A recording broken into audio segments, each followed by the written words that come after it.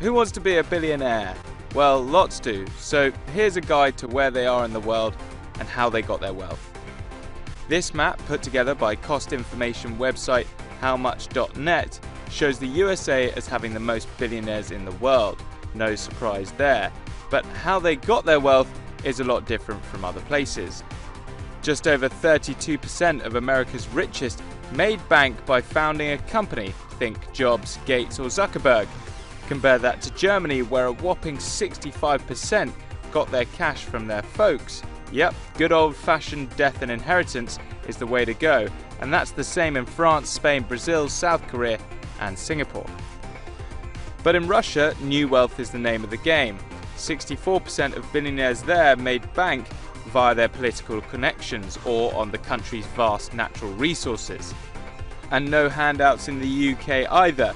The majority of its uber-rich head up companies. Note, they didn't found them, they just run them.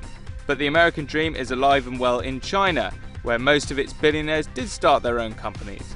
Only it isn't tech titans, but rather mammoth manufacturers that help the rich get richer. The idea that people are trying to take away such things as food stamps, the idea that people are trying to reduce Social Security, something that we've all paid all of our lives.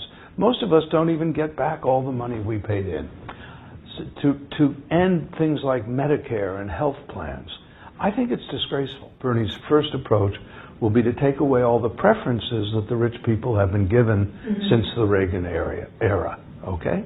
When you go to Reaganomics and you try to release money to the rich in the hope that it'll trickle down to the others, we have proven time and time again, this is nonsense. It doesn't trickle down anywhere.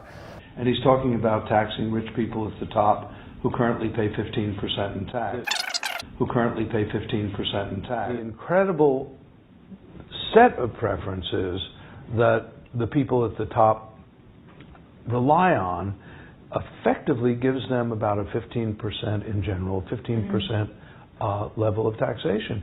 Whereas a man earning or woman earning $100,000 a year is probably paying between state, city, and federal something closer to 35 or 40%.